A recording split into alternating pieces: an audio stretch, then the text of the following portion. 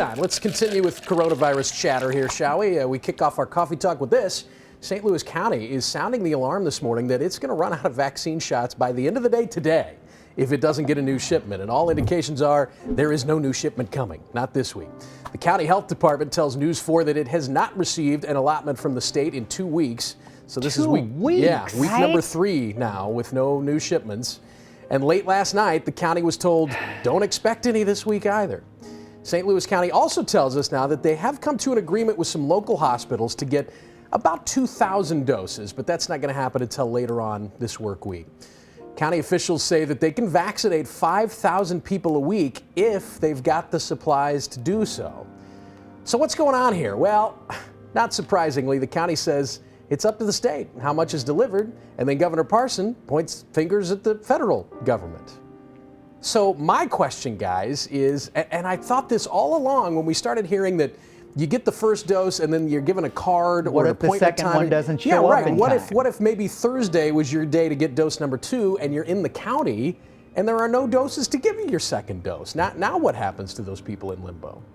Well, and you're talking about, and we're excited because we might get 2,000 doses. That doesn't scratch the surface. No. Right. I mean,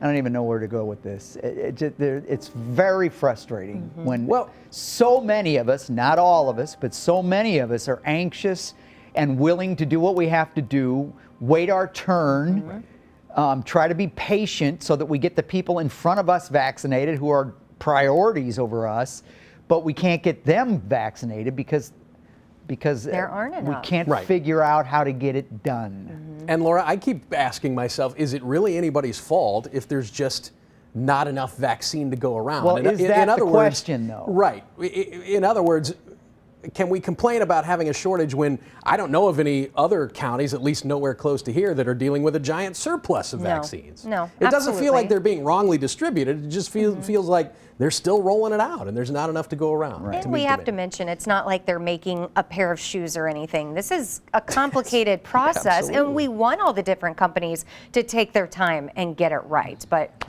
my goodness. It's frustrating. Well, here's a question. Will you have to take off time from work to get your vaccine? It's a question that employers across the country are asking themselves. Should they offer paid time off or maybe other incentives to employees to get the vaccination? So according to USA Today, several major employers, including Dollar General, McDonald's, and Olive Garden, have all announced incentives for their workers to get vaccinated. But most are not making that commitment, at least not yet. Examples include Amazon, Target, and Walmart. I think those are like the biggest employers in the country. Advocates argue that incentivizing the vaccine will increase the number of employees who get it, which in turn will offer a higher level of protection for workers and customers. It would also potentially decrease downtime. But as of now, most employers are encouraging vaccination, not incentivizing it. Guys, it's interesting because the younger people I know who have been vaccinated work in places where their companies have gone above and beyond for them to get vaccinated. I'm thinking my fiance who works at Barnes, and family members and friends in Illinois who work for school districts. So they're just planning out times for their employees to get this, yes, on the clock. I hope other companies do the same thing. I have every impression that if I got an email today and said you have to be here by 11 o'clock this morning to get, I would say, Matt, cover the noon, I'm out, I'm gone. I got to get, and I'm sure our boss would say, go, right? Whatever you got to do. Right. But we're not all that lucky. I mean, sometimes you talk about smaller companies and people that are just indisposable, I don't know. I mean, that's a tough one. But I can't imagine you can't. You'd set yourself up for a lawsuit if you told somebody they couldn't take time off to get vaccinated. It kind of feels like a no-brainer. Yeah. Because you're protecting that employee, you're protecting coworkers around them, customers that might be in and out of your place of business. So you're kind of hearing what we think. What do you guys think? Let's make this our Facebook question today. Should employers offer paid time off for workers to get vaccinated? If not PTO, then maybe some other kind of incentive? What do you think? The question is live right now on our Facebook page. Jump online, share your opinion. And we've done stories about some employers are paying their people to get vaccinated and giving them little bonuses and little other things. Yep. All right, well, here's a sign that there is some light at the end of the pandemic tunnel. Disneyland in California is reopening, sort of. Parts of California Adventure Park are opening up nearly a year after it first closed due to COVID-19. The state of California is not allowing Disney to reopen the entire park, but Disney plans to sell tickets to what you might call a little bit of a pared-down visit. According to a statement from Disneyland, tickets will cover world-famous food and beverage offerings from around the resort, the latest merchandise, and unique entertainment experiences, quote unquote. These so-called experiences will also have limited capacity along with coronavirus health and safety measures.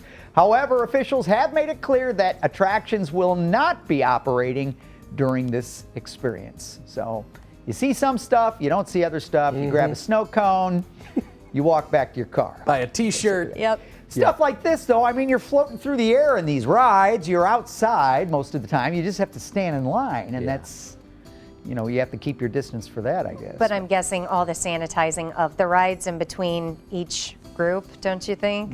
Well, and it sounds to me like, if I'm reading this correctly, that a lot of those rides are not even going to be open. Right. So it's kind of a walk through the theme park instead of. While you're out here, you might as well take a walk through the place. Exactly. And buy a shirt. Yeah, buy this cup koozie, will you? Yeah.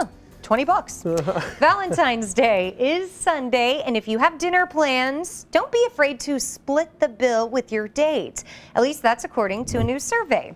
The report found that more than 2/3 of people surveyed expect at least an offer to pay half on a first date. Now, part of that may be because Americans say they have less disposable income while single.